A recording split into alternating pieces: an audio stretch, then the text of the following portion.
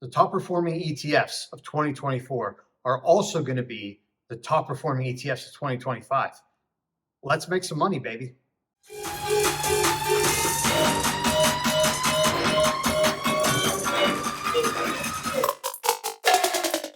Hey, what's up, guys? Nico here. Today, I want to talk about the crypto cycle, the crypto boom, if you want to call it that. Last year, 2024, the top performing ETFs were the Bitcoin ETFs.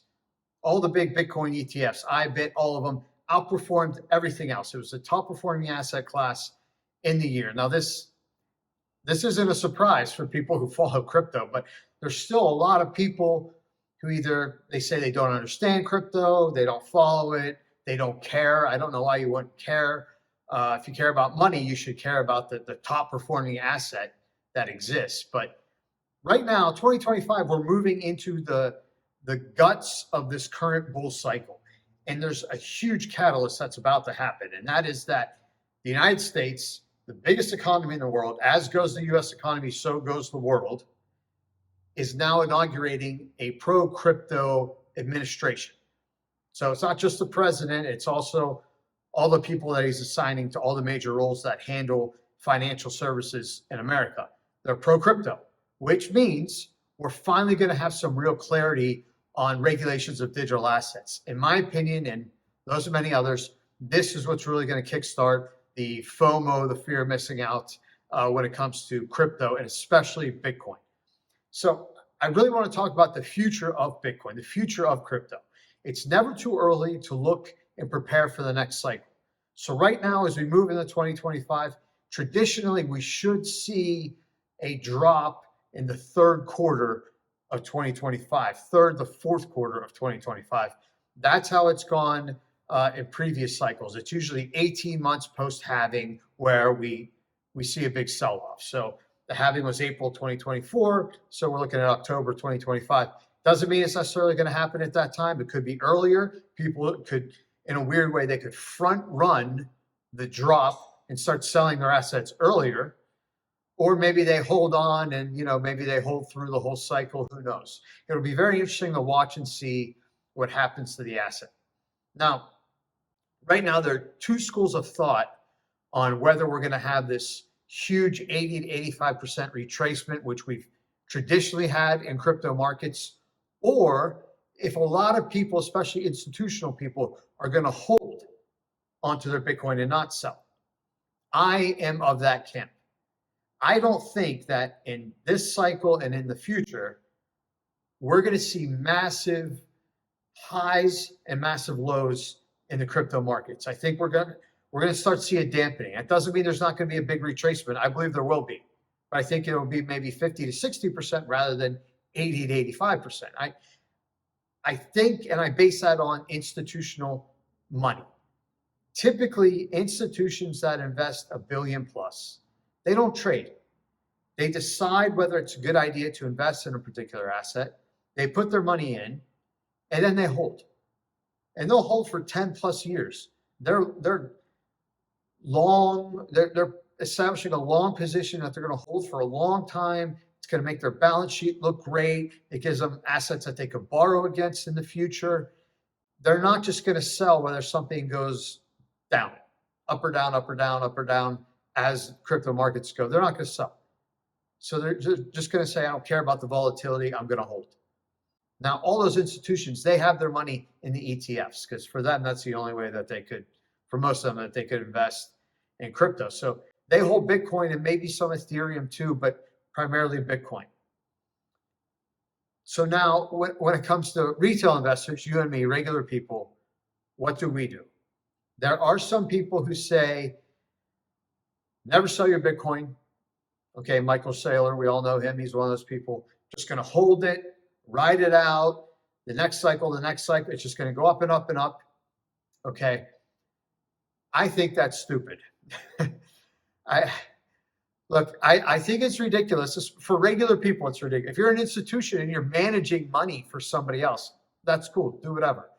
But you can't pay your rent with Bitcoin today. You can't pay your mortgage with Bitcoin. You can't buy groceries with Bitcoin. So the idea of I'm just going to hold it is a little ridiculous to me.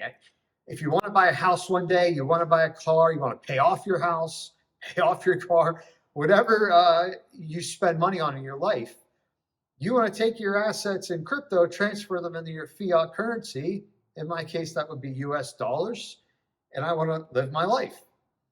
So I'm not a big believer in that hold all the way through, especially when you think that, okay, a year from now, 2026, the end of 2026, on into 2027, we're going to be in a bear market. So if you're going to hold through, you're going to see the huge amount of money you might have at the end of this year go kaput by next year.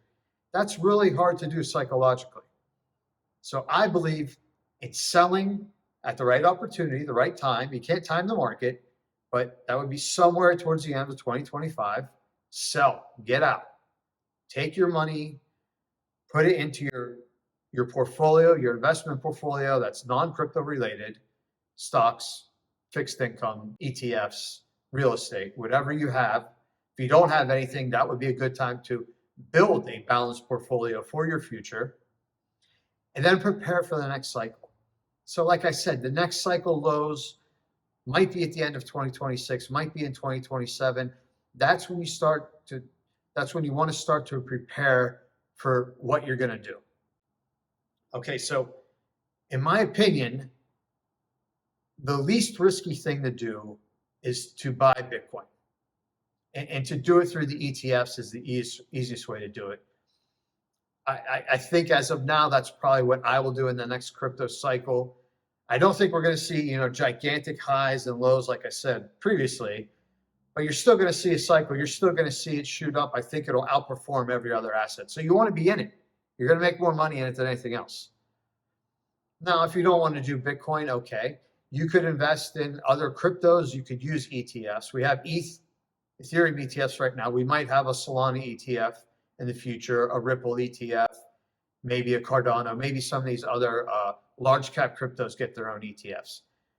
But I don't think institutions are going to get involved in those. So I don't see a massive spike in those altcoins. Institutional money understands digital gold, which is Bitcoin. It's the only one that's truly decentralized. They use it as a hedge against the massive debt that the US governments all over the world are producing. So institutions are going to keep putting their money in Bitcoin. Now, if you want to be rich, all you do is do what rich people do. You can invest in the same thing and ride the wave. Now, if you don't have a lot of money, if you're trying to build up a portfolio, you can play the altcoin game. In my opinion, I'm just not sure that the altcoin market is going to be what it is today and what it was previously. Because I don't know if you're going to see the amount of money come into those. They're so much more unpredictable. Some of them have lots of projects. They make a lot of money. But, investors, professional investors, money managers, they're not jumping in on it because they don't really understand it as well as Bitcoin. It's not as stable as Bitcoin in what it is. It's tough to explain the Solana blockchain to someone who manages a pension fund. It's easy to say, hey, what's Bitcoin? It's digital gold. They understand that, so they invest in it. So who knows what the future is going to bring, except that if you want to make the most amount of money with the least amount of risk, playing the crypto market, the crypto cycles, is going to give you a massive return. Like I said, 2024, biggest performance in terms of ETFs were the Bitcoin ETFs. This year, 2025, it's going to be more of the same. And it's never too early to start planning for the next cycle. Don't forget to like and subscribe to the channel. I'll see you next time.